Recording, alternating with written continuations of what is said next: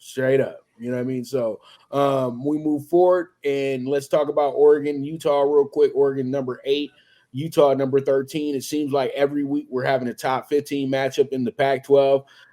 That's absolutely just crazy in itself because the conference is about to not exist, and it's just nuts that they're having their best football season in like 25 years. But hey, it is what it is at the end of the day. Who do you have winning this game and why?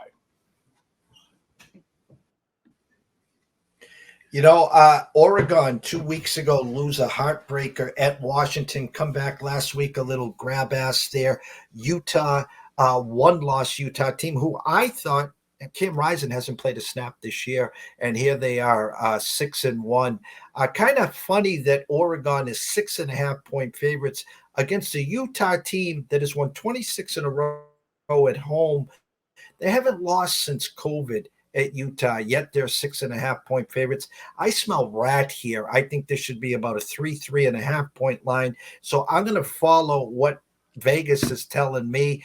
Great first half, strong third quarter. I think the Ducks and Bo Nix find a way to win this game 27-20, maybe 2017. I know Utah, like the Kansas, will be a big time public trendy dog. I'm sticking with the Ducks. I'm sticking with Bo Nix. Ducks get it done by 7 or more pops. Right. And you know what, Jeff, you got a good point with that. But I would say this though. We know that Utah is a better situation though. If you got to choose on dogs and say who do I feel more comfortable with, it's gonna be Utah. Because Utah is gritty, grimy, and they Mm-hmm. don't base everything off of offense. You know what I mean? Kansas has to have a perfect offensive day, then they have to have a great defensive day. Utah can have a great defensive day and a middling offensive day and still win this game. That's the difference in those two upsets right there.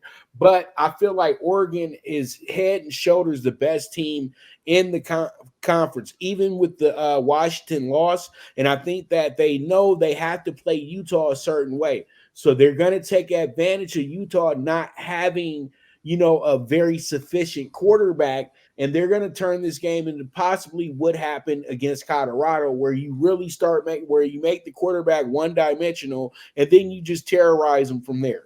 And I think that is a good strategy to have, but it's going to be their toughest game of the season, in my opinion, because this Utah crowd is very, very kinetic with this team. And for some odd reason, that crowd gets loud, they get motivated, and next thing you know, they're beating you by 3. So Oregon has to breathe and just play the game. So with that, let's get to the biggest rivalry game of the week, and that's going to be this one right here, Jeff.